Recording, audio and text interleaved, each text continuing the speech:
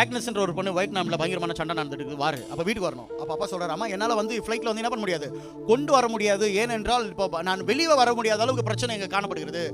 அதனால் என்ன பண்ணலாம், நீ என்ன பண்ணு, அந்த இடத்துல இருந்து நீ படிக்கிற இடத்துல இருந்து ஏறி நீ வைட்நாமுக்கு வந்துரு, நான் ஏர்போர்ட்லேருந்து உன்னை பிக்கப் பண்ணிக்கிறேன்.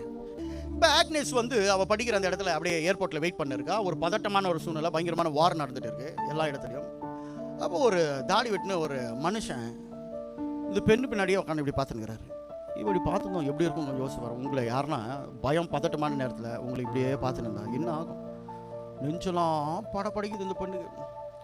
அதுக்கப்புறம் என்னடா சாத்தா மாதிரி இருந்தாலும் பார்க்குறேன்னு கிழவனுக்கு எங்கள் அப்பா சொல்லிக்கிறார், திமிரு தாஸ்தின்னு, இந்த கிழவன் தானான்ட்டு. அதுக்கப்புறம் இந்த பெண்ணு வேறு இடத்துல போய் உக்காந்தா, எதிரில் உக்காந்துக்கின்னு பேப்பரை இப்படி பார்த்துன்னு இப்படி பார்த்துக்கிறாரு. எப்படி இருக்கும் யோசிச்சுங்களேன். ட்ராவல், நைட் ட்ராவல், ஜனமும் அதிகமாக இல்லை, கப்பு கப்பு கப்பு. இந்த பெசாத என்ன பண்ணிட்டா, அங்கே ஒவ்வொரு இடத்துக்கு ஒவ்வொரு கேபின் மாதிரி வச்சுருப்பாங்க எமிகிரேஷன் டெஸ்ட்டுக்கு. வேறு இடத்துக்கு போயிட்டா, கனடா இருக்கிற இடத்துக்கு போயிட்டா. சும்மா இந்த ஆளை தவிர்த்தலாம், இன்னும் ஒரு இருக்குது.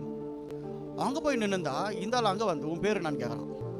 இந்த பெண்ணுக்கு வந்துச்சு கோவம், என் பேர் என்னவா இருந்தால் உன்னுக்கு ஏன் மனசில் வச்சுக்கணும் அப்படின்ட்டு. அப்போ தான் ஒரு கோவத்தோட வந்து இவ இடத்துல போய் உட்காந்து என்னாவது ஆகட்டும் பார்க்கலாம், இன்னைக்கு ஒரு கை பார்த்தலான்னு பயம். அதுக்கப்புறம் இவன் என்ன பண்ணுறான், இந்த பெண்ணு ரொம்ப பதட்டமாக இருக்கும்போது இந்த ஆக்னேஸ்ன்றான். அப்பா இது மனுஷன் தான் நினச்சி, இது பேய் போல இருக்குதுன்னு ஒரே பயம் இவளுக்கு. அவங்க டேடி பேரை சொல்கிறான், பெண்ணு டேடி பேர். அப்போ பக்கத்தில் ஃபோன் இருக்கு, உங்கள் டேடி எனக்கு தெரியுமா இருந்தால். இவளுக்கு ரொம்ப பதண்டாயிட்டு இப்போ என்ன பண்ணுறான், நேராக போய்ட்டு மடமடான்னு பயத்தில் ஃபோன் அடிச்சு, டேடி மார்க் ஜெரோம் என்பவர் உங்களுக்கு தெரியுமா டேடி? அந்த ஆள் உங்களுக்கு தெரியுன்றான், என் பின்னாடியே வந்துட்டு இருக்கிறான், எனக்கு பயமாக இருக்கு. மார்க் ஜெரோமா எப்படி இருக்கிறாரு? தாடி விட்டுன்னு இருக்காரு டாடி. எப்படி இருக்காரு? ஹைட்டாக இருக்கிற டாடி. எப்படி இருக்காரு? பார்க்கறதுக்காக ரொம்ப ஒரு மாதிரி திடகாத்திரமாக இருக்கிற டாடி. பயமாக இருக்கு டாடி. கண்ணாடி போட்டுன்னு இருக்காரு. ஆமாம்.